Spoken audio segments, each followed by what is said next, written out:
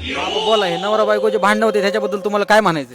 नवरा बायकोची भांडणं झाल्यानंतर बायकोची चूक असल्यावर बायकोला सोडून द्यायचं.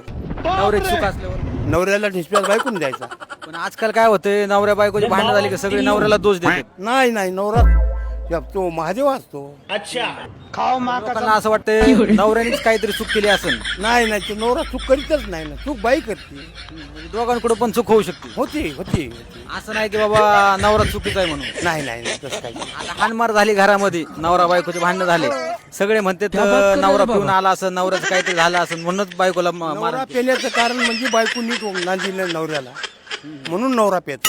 त्याला ताण येत आहे. बायकोच्या त्रासामुळे नवरा पितो. बाईमुळे जग डुबलं ना. महाभारत रामायण बाईमुळेच घडलं. बाईमुळेच घडलं. बाई काय मग गड्याला काय मान मारित आहे का नाही? बरोबर आहे, पाहिजे मान मर्यादा पाहिजे. माणसाचं पेण्यामागचं कारण पण बाईच असते. बाईच सवय लावते प्यायला माणसाला. बाई नीट नाही वागल्यामुळे त्याच्या डोक्याला ताण येत आहे. मग ते प्यायला सुरुवात करते. पेत पेत त्याला येसन धरते. मग रोजच पेते. सवय लागते. मग माणसं नाव बोट ठेवते त्याला. नाव बाट नवऱ्याला ठेवतात. मूळ पाया बाई चुकीची असं आहे.